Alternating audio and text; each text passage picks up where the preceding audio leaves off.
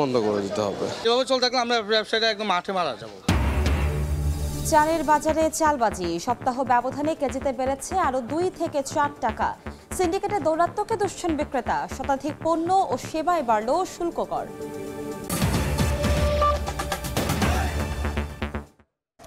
বাংলা সময়ের সঙ্গে আছি আমি কনক আজাদ। গ্রহণযোগ্য নির্বাচনের জন্য প্রয়োজনীয় সংস্কার শেষে দ্রুত সময় নির্বাচন দেওয়ার আহ্বান জানিয়েছেন জামায়াতে ইসলামের সেক্রেটারি জেনারেল মিয়া গোলাম পরোয়ার। দুপুরে গাজীপুরের ভবানীপুরে কর্মী সম্মেলনে কথা বলেন তিনি। বলেন, জুলাই শহীদদের রক্তের ঋণ শোধ করতে দুর্নীতিমুক্ত দেশ করতে হবে। সেই জন্য একটি অবাধ ও সুষ্ঠু নির্বাচন প্রয়োজন।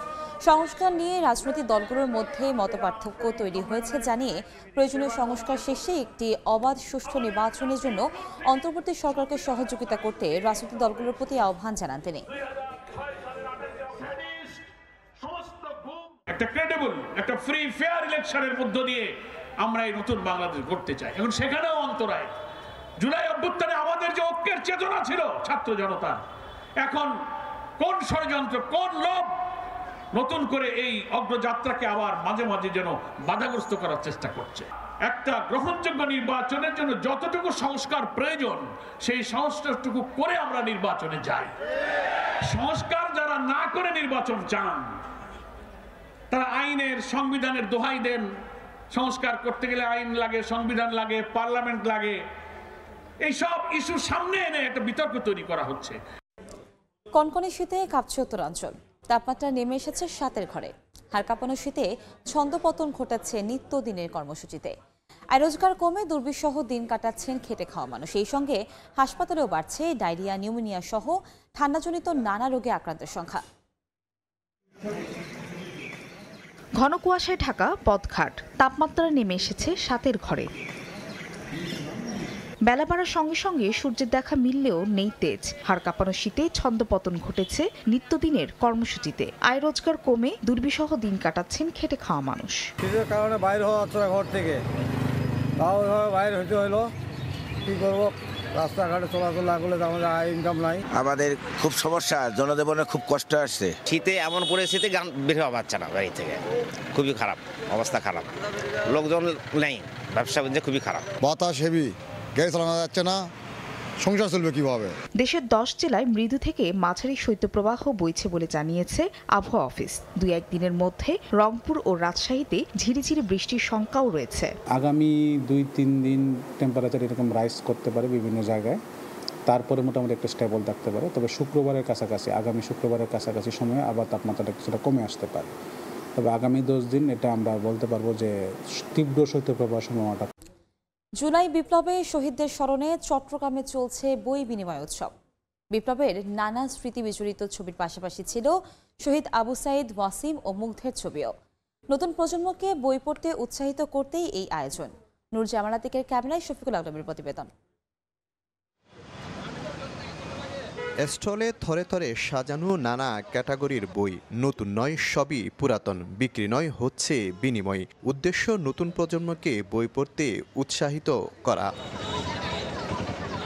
চট্টগ্রামে জামাল খান মোড়ে 15 থেকে 20টি স্টল নিয়ে ফিল্ড ক্যামেরা স্টোরিজ নামে একটি সংগঠনের এই আয়োজন। অনেক আর্থিক সমস্যা থাকতে পারে, তাদের জন্য বেসিক্যালি এই উৎসবটা। সদিচ্ছা থেকে এই প্রোগ্রামটা করা, যেখানে মানুষ চাইলে তার এক্সিস্টিং বইটা দিয়ে নতুন একটি বই নিতে পারছে। বই বিনিময় উৎসবে স্থান পেয়েছে আবু সাইদ, ওয়াসিম ও মুগ্ধ সহ নানা শহীদদের ছবি। ছিল গণঅভ্যুত্থানে নানা স্মৃতি বিজড়িত ছবিও। গত বছর এসেছিলাম, খুব ভালো লেগেছে, এবারও এসেছি। এবারের বই বিনিময় উৎসব উৎসর্গ করা হয়েছে জুলাই বিপ্লবের শহীদদের স্মরণে। পাঠকের বই পড়াটা যাতে সবসময় অব্যাহত থাকে তার জন্য এমন একটা প্রসেস বা এমন একটা ব্যবস্থা আমরা তৈরি করি। ষষ্ঠবারের মতো এই বই বিনিময় উৎসব। এর আগের আয়োজনে বিনিময় হয়েছে 30,000-এর মতো বই। শফিকুল আলম, সময় সংবাদ, চট্টগ্রাম। দেখছেন বাংলা সময়। আমনের ভরা মৌসুমে রাজধানীর বাইরেও 1 মাস ধরে বাড়তি সব ধরনের চালের দাম। কেজিতে সর্বোচ্চ 10 টাকা পর্যন্ত দর বেড়েছে চালের।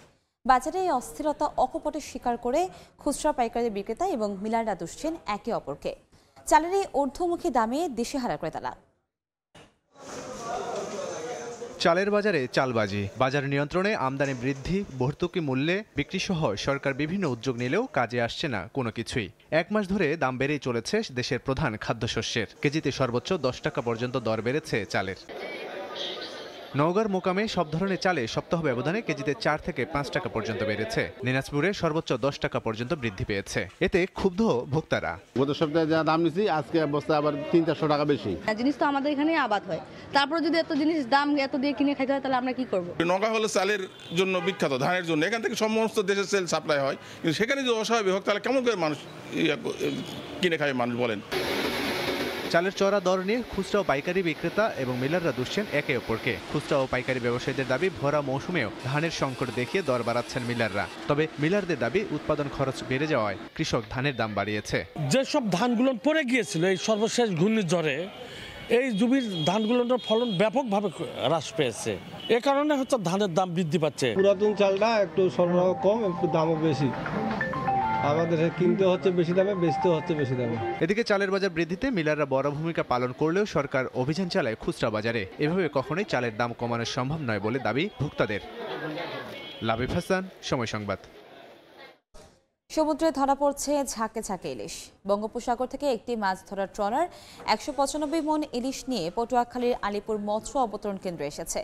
বৃহস্পতিবার সন্ধ্যায় এসব মাছ আলিপুরের মেসার্স 5 স্টার ফিশ নামের একটি মৎস্য আড়তে নিয়ে আসা হয়।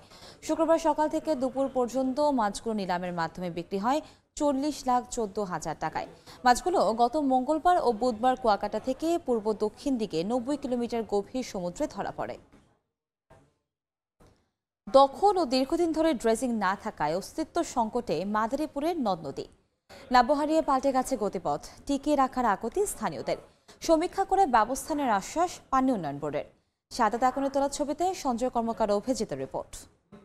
একদিকে ফসলি জমি, অন্যদিকে জেগে বসেছে চর। দেখে বোঝার উপায় নেই এটি নদী নাকি কোনো মরা খাল। দীর্ঘদিনেও ড্রেজিং না হওয়ায় মাদারীপুরের শিবচরের বিলপদ্মা নদীর এমনই মরণ দশা। এক সময়ে এই নদী দিয়ে চলাচল করেছে বড় বড় জাহাজ, ছিল নদী বন্দর কেন্দ্রিক ব্যবসা বাণিজ্যে প্রসার। রাজধানী ঢাকায় লঞ্চে যাতায়াত করতেন স্থানীয়রা, অথচ কালের বিবর্তনে নদীটি এখন অস্তিত্ব সংকটে। চরপড়াতে নদী সাইফে গেছে, ছোট হয়ে গেছে। এদিকে মরণ দশা নিয়ে কোনো মতে টিকে আছে সদর উপজেলার আরিয়াল খাঁ নদ, কুমার নদ।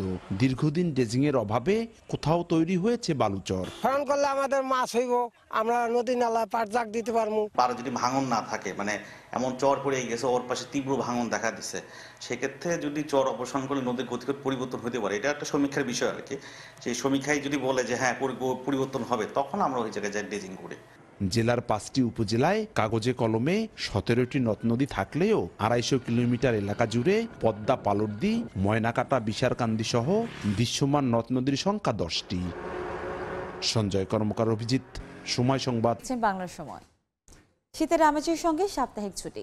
পর্যটন শহর কক্সবাজারে ঢল নেমেছে ভ্রমণ পিপাসুদের। সাগর তীরে মেতেছেন আনন্দ উল্লাসে। টুরিস্ট পুলিশ জানিয়েছে, সৈকত সহ পর্যটন স্পটগুলো সার্বক্ষণিক নিরাপত্তা জোরদার করা হয়েছে। মোহাম্মদ ফরাজের ক্যামেরায় বিস্তারিত জানাচ্ছেন সুজাউদ্দিন রুবেল। কক্সবাজার সাগর তীর জুড়ে মানুষ আর মানুষ, যেন সাগর তীরে চলছে আনন্দ উৎসব। পর্যটকরা বালিয়াড়ি পেরিয়ে দল বেঁধে নামছেন সাগরে আর মেতেছেন সমুদ্র স্নানে। একই সঙ্গে গান বাজিয়ে করছেন নাচও। সাপ্তাহিক ছুটির দিন, তাই সৈকতের প্রতিটি পয়েন্টে পর্যটকের উপচে পড়া ভিড়। নোনা জলের পাশাপাশি পর্যটকরা মেতেছেন বালিয়াড়িতেও। ছুটির দিনে আসলে আসার আগ্রহটা একটু বাড়ে আর কি। আর শীতের আমাদের সাথে মিষ্টি রোদ, খুবই ভালো লাগতেছে। আমরা এখানে আসছি কক্সবাজার আসছি সমুদ্রের পাড়ে, সবাই এনজয় করছে আমাদের সাথে। এই সময়টাই মানে সবথেকে বেশি উপভোগ করার সময় আমার মনে হয় কক্সবাজারে। এখন চলছে পর্যটন মৌসুম, তাই পর্যটন স্পটগুলোতে নিরাপত্তা জোরদারের দাবি পর্যটন ব্যবসায়ীদের। পৌরসভার লাইট, অনেকগুলো লাইট জ্বলে না জ্বলার কারণে এখানে ওই দুর্ঘটনাটা বেশি হচ্ছে। আমরা প্রশাসনের কাছে একটাই দাবি, টুরিস্টরা যেন ভালো নিরাপত্তা পায়। তবে টুরিস্ট পুলিশ জানিয়েছে, সৈকত সহ পর্যটন স্পটগুলোতে সার্বক্ষণিক নিরাপত্তা জোরদার করা হয়েছে। এখানে যারা পর্যটকরা আসছেন যাতে নির্বিঘ্নে সাগর এলাকায় সাগরের অপরূপ দৃশ্য অনুভব করতে পারে, উপভোগ করতে পারে, তার জন্য আমরা সর্বাক্ষণিক পুলিশের নজরদারিতে আমরা আছি। সমুদ্র সৈকতের পাশাপাশি পর্যটকরা ভিড় করছেন saint Martin, Himchari, marine drive ও পাথুরে সৈকত ইনানিতে। সুজাউদ্দিন রুবেল, সময় সংবাদ, কক্সবাজার। সাপ্তাহিক ছুটিকে কেন্দ্র করে খাগড়াছড়িতে বেড়েছে পর্যটকের সমাগম। পাহাড়, অরণ্য আর ঝর্ণার অপরূপ প্রকৃতি সমৃদ্ধ জেলা খাগড়াছড়ি। শীতের শুরু থেকে এখানে ছিল পর্যটকদের আনাগোনা। এরই মধ্যে সাপ্তাহিক ছুটিতে মুখর আলোটিলা, রিছাং ঝর্ণা, জেলা পরিষদ পার্ক সহ বিভিন্ন বিনোদন কেন্দ্র। পাহাড়ের সৌন্দর্য দেখে মুগ্ধ পর্যটকেরা। ভ্রমণ পিপাসুদের নিরাপত্তায় প্রতিটি পর্যটন কেন্দ্রে নিয়োজিত রয়েছে ট্যুরিস্ট পুলিশ। আগামী মাস পর্যন্ত পর্যটকদের এমন ভিড় থাকবে বলে আশা হোটেল, মোটেল সহ পর্যটন সংশ্লিষ্টদের।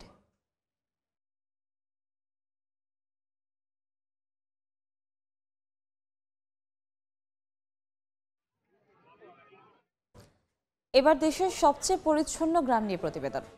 ফুলে ফুলে ভরে আছে চারদিক, যেদিকে চোখ যায় সেদিকে ফুলের সমারোহ। বাড়ির আঙিনা থেকে শুরু করে রাস্তার দুপাশে ফুটে আছে নানা রঙের ফুল। শুধুই যে ফুলের পাহাড় তা কিন্তু নয়, কোথাও বিন্দু মাত্র ময়লা আবর্জনার ছোঁয়া পর্যন্ত নেই। এ হলো বাংলাদেশের সবচেয়ে সুন্দর এবং পরিষ্কার পরিচ্ছন্ন গ্রাম বান্দরবানের মুনলাই পাড়া। স্বাক্ষর টিপুর ক্যামেরায় বিস্তারিত জানাচ্ছেন কমল দে।